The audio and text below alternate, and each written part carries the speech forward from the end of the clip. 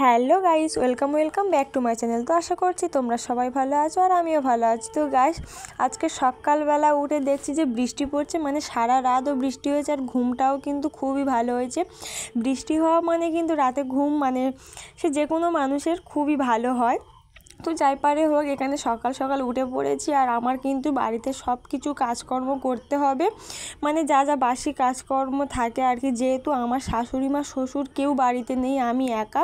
হ্যাঁ, কয়েকদিন ধরে আমি একা আছি আর কয়েকদিন ধরে থাকতে হবে, মানে আর কিছুদিন বলতে 3-4 দিন। তো যাই পারে হোক, এখানে এই যে সমস্ত কাজকর্ম সেরে বিছানা গুছিয়ে ব্রাশ করে ফ্রেশ হয়ে নিয়েছি। এবারে যেতে হবে ঠাকুর ঘরে।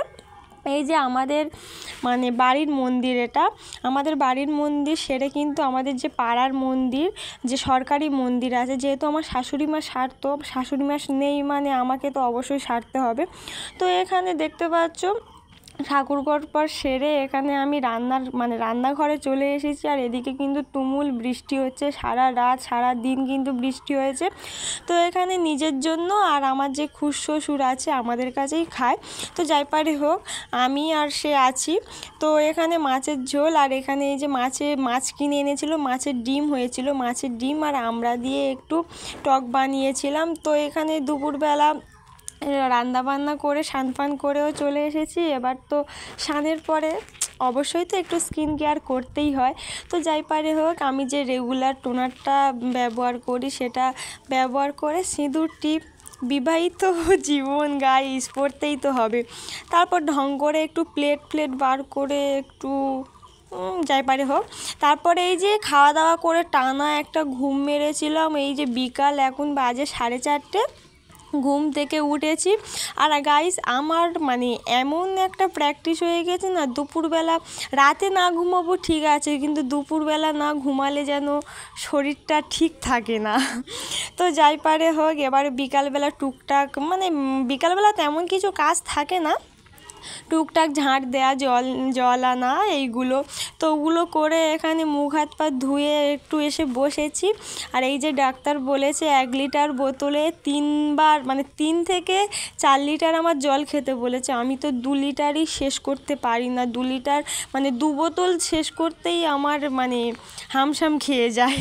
তো যাই পারে হোক, আর শ্যাম্পু করেছিলাম কালকের, আর তেল দেয়া হয়নি, ওই জন্য আজকে ভাবলাম যে আমি একদিন বাদে যেহেতু শ্যাম্পু করি, ওই জন্য ভাবলাম যে কালকে সেই যেহেতু শ্যাম্পু করব একটু তেল মাখা যাক। আর এই যে তেলটা, এটা কিন্তু আমার বাড়িতে বানানো তেল। আমি কিন্তু আমার ফেসবুক পেজে অলরেডি ভিডিও দেয়া আছে। তো অনেকক্ষণ ধরে অনেক বকবক করে ফেলেছি। তো যাই পারে হোক, এখানে দেখতে পাচ্ছ তেল মেখে কিন্তু আমি বেটে দিয়ে চুল বেঁধে নিয়েছি। আর আমি কিন্তু গাইস প্রত্যেক দিন তেল মাখি না মাখি, আমি কিন্তু বেটে দিয়ে চুল বাঁধি। বেটে দিয়ে চুল বাঁধলে কিন্তু মানে চুল ভালো থাকে। রাত্রেবেলা যেহেতু চুলটা গোড়োই না, ওই জন্য কিন্তু চুলটা ভালো থাকে। তো যাই পারে হোক, এবার একটু বাইরের দিকে যাওয়া যাক। আর আমার খুড়শ্বশুরের দোকান আছে, আর আমার খুড়শাশুড়িমা বললো যে আয়, চলে আয়, দুজন একটু এই যে বর্ষাকালে একটু চা করি, দুজন মিলে চা খাই। তো বললাম যে করো। তো যাই পারে হোক, এখানে চা ফা খেয়ে এবারে সন্ধে হয়ে এসছে। আমি যেহেতু বাড়িতে একা, 2 জায়গায় সন্ধে দিতে হবে, বাড়িতে বাইরে। তো এখানে সন্ধেও দিয়ে নিয়েছি।